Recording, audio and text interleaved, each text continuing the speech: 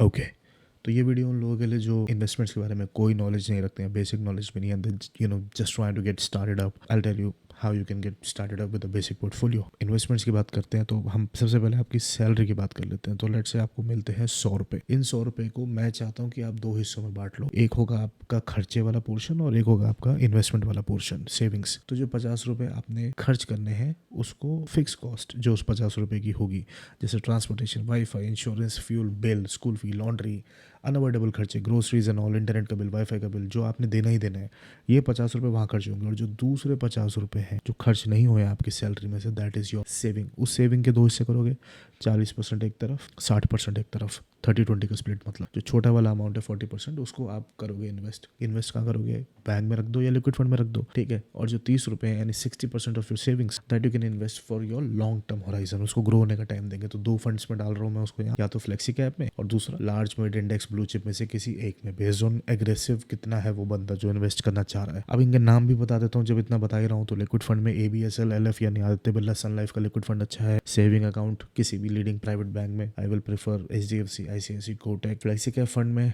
Parak Flexi Cap is a flagship fund of that particular asset management company, so that's a pretty good one. Large mid index blue chip में you can go with Nippon, you can go with any leading AMC, ICICI, Kotak, anybody. अब savings की बात करते हैं जो short term के लिए हमने इन्वेस्ट करा था, like 40% of your thing. So इसको बैंक में रख रहे हैं। आपकी सैलरी आएगी, मंथ एंड में एक SIP करो वन टाइम, और जो भी बैंक में पैसा बच गया ना अगली सैलरी आने से पहले, उसको भी इमरजेंसी फंड के नाम पे लिक्विड फंड में डाल दो। मतलब अगर मंथ एंड में 10 रुपये बचे अकाउंट में तो इसको भी लिक्विड फंड में डाल दो ताकि इमरजेंसी फंड जल्दी बने। अब कितना बनाना है इमरजेंसी फंड? 3 महीने की सैलरी या 6 महीने का खर्चा या 150% ऑफ सैलरी, कुछ भी मान के चलो। हर आदमी को ये देखना पड़ता है बेसिकली कि वो कितना खर्च करता है पैसा अपनी सैलरी का। उस परसेंट का इंटू 6 कर सकते हो, इंटू 3 से स्टार्ट करो बट इंटू 6 कर सकते हो। जो ये लिक्विड फंड, सेविंग अकाउंट, ये जो भी ड्रामा है, this is for short term. और जो लॉन्ग टर्म वाला है उसमें एक चीज ध्यान रखना कि लार्ज और mid, blue chip, index, flexi cap, these are good bets. 50 category के फंड है, this is what I have chosen. But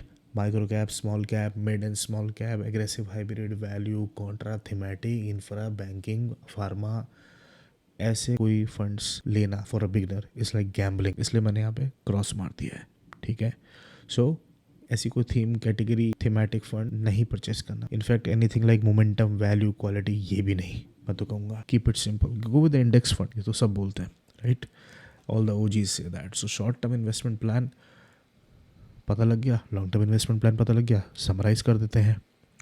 100 रुपये कमाए, 50 रुपये खर्च करे, 50 रुपये सेव करे, उस 50 के दो हिस्से करे, लॉन्ग टर्म इन्वेस्टमेंट और शॉर्ट टर्म इन्वेस्टमेंट के लिए। लॉन्ग टर्म इन्वेस्टमेंट में म्यूचुअल फंड्स है, शॉर्ट टर्म इन्वेस्टमेंट में बैंक और लिक्विड फंड है। अब म्यूचुअल फंड है तो म्यूचुअल फंड कौन सी AMC के कौन से लेने बता ही दिए, एक फ्लेक्सी, एक लार्ज या मिड, और बैंक और लिक्विड में एक कनेक्शन है कि at the end of the day bank में जो बचेगा उसको भी लिक्विड में डालो ताकि इमरजेंसी फंड बूस्ट हो सके। 10,000 रुपये अगर तुम कमाते हो, दो हिस्से करेंगे 40-60%, तो 4,000 या 6,000 हो गए। 6,000 में आपने दो फंड में ऐसे भी कर देनी है, 4,000 में आपने थोड़े बैंक में थोड़े लिक्विड में डाल देना है। जरूरत पड़ी तो बैंक से निकाल लेना, नहीं पड़ी अगले महीने की सैलरी आने वाली है तो बचा पूछा लिक्विड में डाल देना। इमरजेंसी फंड भी बिल्ड हो जाएगा। इमरजेंसी फंड कितना करना है? 6 महीने के खर्चे या 3 महीने के खर्चे, जो भी करना चाहो, ठीक है। So that's all. Be wise, stay cool, the wisdom preacher, signing out. Goodbye now. Hope it helps.